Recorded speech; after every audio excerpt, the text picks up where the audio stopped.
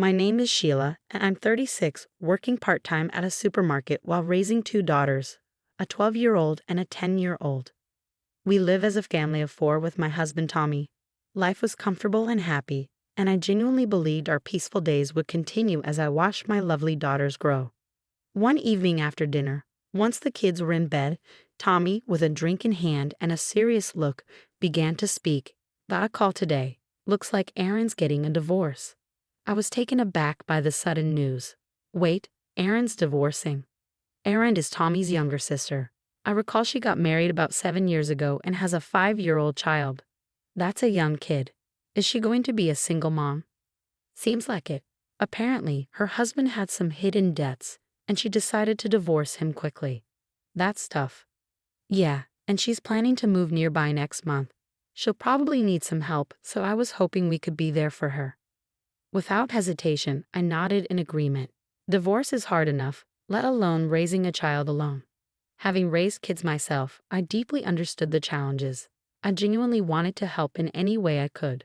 Let Erin know she can reach out anytime she needs something. Thanks, we should support Erin from now on. Little did I know that this casual promise would lead to unexpected events. The following month, Erin and her son, Dick, moved into an apartment just a 5-minute walk from our place. On the day they moved in, Tommy and I invited them over for a small housewarming celebration. Our eldest, Becca, and our younger daughter, Ariana, played happily with Dick. "Erin, you've been through a lot," I said. Erin replied, chugging her beer. "Honestly, marriage isn't worth it. If it weren't for Dick, I wouldn't have married that awful man." I regretted. I was a bit shocked she'd say that in front of Dick, but figured the stress and alcohol played a part. Erin always spoke her mind. I remember when I first met Tommy's family, she bluntly said, "Really, Tommy, you chose someone so plain. Did you settle?" I froze in shock when she said this to my face, but back then Tommy's dad scolded her for her words. "Erin, if you ever need anything, just tell me," Tommy confidently told her. "Thanks, I knew moving close to you was the right choice." I thought about going back home, but Dad can be too strict, and I didn't want to feel suffocated. I remembered that Erin and Tommy's dad didn't get along well. It wasn't hatred, but more of Erin feeling overwhelmed by his strictness. "If you ever need anything, just call. We'll be there in a heartbeat," Tommy assured. I added, "Yes, please let us know if you need help." But deep down, I felt a twinge of unease. I had this nagging feeling that we might be taken advantage of.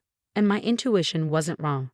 The day after Erin moved in, as I was preparing dinner, the doorbell rang. "Becca, can you get the door?" "I'm in the middle of something," I asked my eldest, who was watching TV. "Mom, it's Aunt Erin and Dick," Becca informed me. I paused my cooking, wondering if something had happened. When I reached the door, Erin said, "Hey Sheila, I'm really short on cash right now. Can we join you for dinner?" Taken aback, I replied, "I'm sorry, but I wasn't prepared for extra guests tonight." "But you said we could come over any time we're in trouble." Erin looked at me with a slightly annoyed expression. I did say she could come over, but not without a heads up. Just then, Tommy came home from work. Upon hearing the situation, Tommy said, "Erin's going through a lot. Let her have a good meal here." So I decided to order delivery for Erin and Dick. After dinner, they even took showers at our place before leaving. "Erin, we need some notice before you come over. Can you let us know in advance next time?" I asked as she was leaving. Before Erin could respond, Tommy interjected, "Hey, Sheila, Erin's struggling raising a child on her own. Don't be so cold." He then turned to Erin, "You don't have to worry about anything. You can always rely on us." "Thanks, Tommy. Sheila, I'll be counting on you a lot from now on." True to her word, Erin started coming over almost daily. She'd have dinner, take a shower, and leave. When I suggested she shower at her place, she'd say it saves on utilities. Considering her divorce was due to her husband's debts, maybe she's become overly frugal. But this was beyond common sense. I decided to discuss it with Tommy. Our daughters are getting affected by Erin's frequent visits. She leaves Dick with them and just watches TV. They can't even watch their shows because they're busy with Dick. I've told her multiple times to take care of her son, but she doesn't listen. Can you talk to her? She's struggling raising Dick alone. Let her relax here, Tommy said, turning away as if to end the conversation. In the first place, It's Tommy's fault that she's doing whatever she wants in our house. I too was raising kids, but Tommy only acknowledged Aaron's struggles, taking my efforts for granted. Speaking of parenting, I'm raising kids every day too. It's just as tough for me, but Tommy only talks about her struggles and takes for granted what I, his wife, do. He doesn't seem to appreciate me. Honestly, Tommy frustrates me. When I suggested to Tommy that, considering our daughters, we limit Aaron and her child's visits to just the weekends, Tommy reluctantly agreed, saying with a sour face, "You can be surprisingly unpleasant." Fine. But when she stopped coming over, Tommy started visiting her apartment almost daily. Almost every weekday, Tommy stayed at her place. Our daughters asked, "Isn't Dad coming home again today? Did you two have a fight?" It's strange for a dad not to come home 5 days a week without a work reason. I couldn't take it anymore and called Tommy's cell. "Where are you right now?" "I'm at Aaron's. I was just giving Dick a bath," Tommy said as if it was the most natural thing. Come to think of it, Tommy never bathed our daughters. I reached my limit and decided to have a serious talk with Tommy that weekend. "Our daughters are getting anxious with you only coming home on weekends. I don't want to create a rift between us, so please reduce your visits," I pleaded. "Fine, then you make meals for Aaron and Dick. Deliver 3 meals a day. Aaron is too busy to cook. Help her out." "Hold on, isn't Aaron unemployed?" "I can't imagine she's too busy to cook," I pushed back against Tommy's shocking suggestion. Tommy then said, "Aaron is still healing from her divorce. It's sad that you're cold to her too." My distrust of Tommy, who overly sides with his sister, grew. Delivering 3 meals a day is impossible. You might not realize it, but I wake up at 5 a.m. to handle house chores. If I have to prepare 3 meals for 2 people, I have to wake up 2 hours earlier. Just wake up at 3 a.m. then. What are you saying? Waking up at 5 a.m. and going to my part-time job is already tough. Don't act high and mighty over a part-time job. You probably don't work that hard. Stop joking. It's absolutely impossible. Maybe you're the one joking. Maybe we should divorce. I was shocked by Tommy's sudden mention of divorce. What do you mean by divorce? If you can't listen to me, then we should divorce. You said you wanted to help Aaron, but all you do is complain. That's cruel. That's my line. You're the one relying too much on wanting to help. There's a limit to taking advantage. Shouldn't you respect someone you're close to?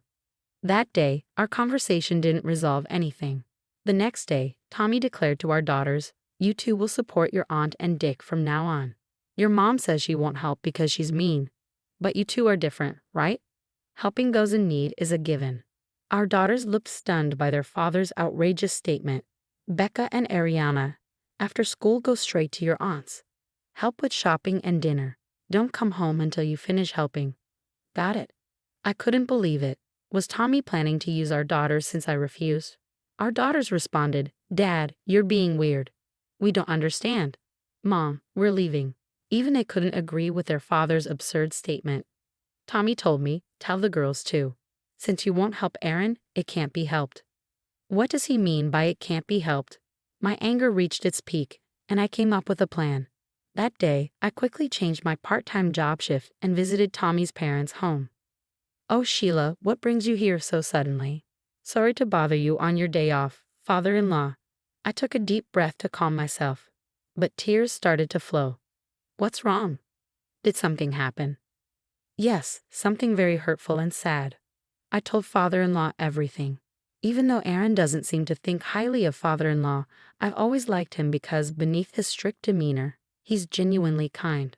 I thought he would understand, which is why I visited today. Father-in-law listened quietly to my entire story. "So that's what happened. I'm sorry for my foolish daughter's actions," he said, clearly angered on my behalf. "We can't let this continue. Leave it to me. I'll set them straight." His reassuring words brought a smile to my face. "You finally smiled," father-in-law said, looking at me kindly. "You looked so distressed when you arrived. I was worried. Now let's go." With renewed determination, I stood up. "Aaron, we're coming in." Father-in-law and I visited Aaron's apartment. "Oh Dad, why are you here all of a sudden?" "What do you mean by why? And what's with this messy room? What do you do all day?" The room was a mess with trash everywhere. The bed was unmade, and there was a terrible smell, probably from food waste, in the sink. I wondered if she and Dick lived like this, but he wasn't there. Where's Dick? Father-in-law immediately asked on my behalf. Oh, I left him at a child care center. A child care center? Since when and which one? Getting a spot in a local child care center is competitive. I had a hard time enrolling my daughters. Plus, Tommy never mentioned this. Something seemed off. That's none of your business, Aaron replied, sounding flustered. Of course it's our business. Are you really sending him to a child care center? Father-in-law pressed her with a sharp gaze. Cornered, Aaron finally admitted. I leave him with a neighbor downstairs during the day. You know this neighbor?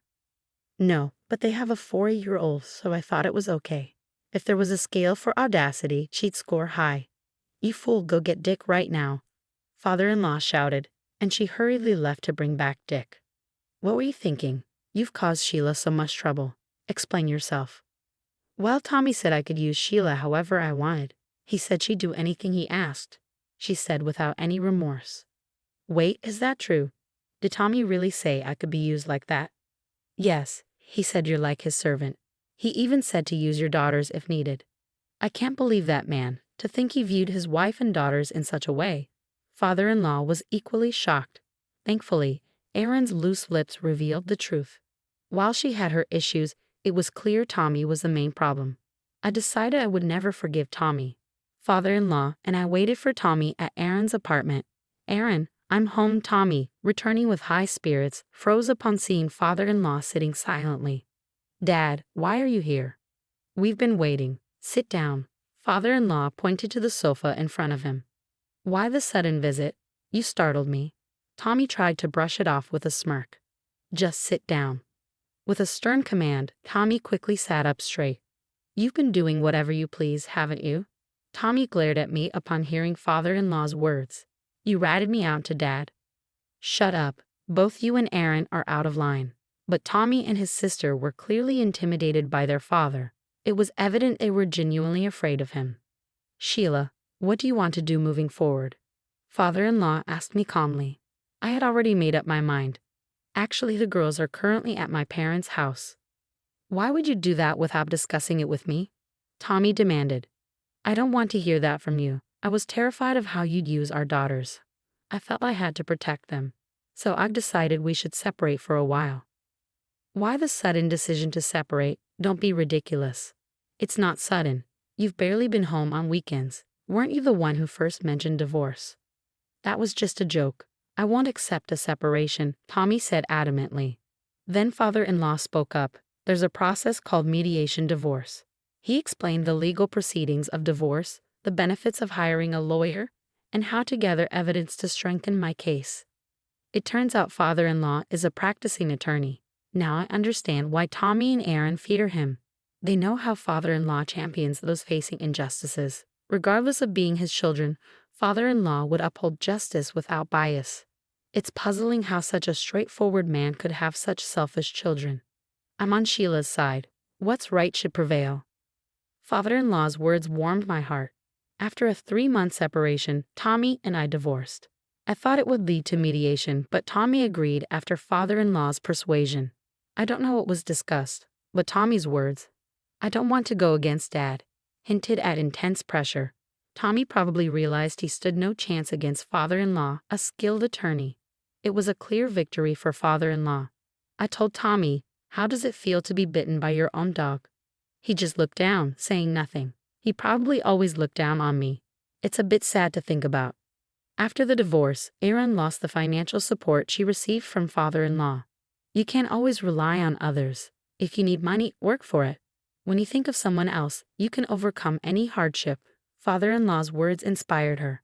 Erin started working part-time and is now raising Dick with determination. After the divorce, I changed jobs from part-time to full-time employment. I wanted to provide a better life for my daughters. It was challenging to find full-time employment initially, but that frustration drove me to improve my skills. I now see my divorce from Tommy as a blessing in disguise. I still have a good relationship with father-in-law. My daughters adore their grandfather, sharing their achievements and gifting him with things like music boxes they made at school. Father-in-law is irreplaceable to me. I cherish our relationship and feel fortunate to have such a respectable father-in-law by my side. I hope to be as admirable to my daughters as father-in-law is to me as I continue my journey in life.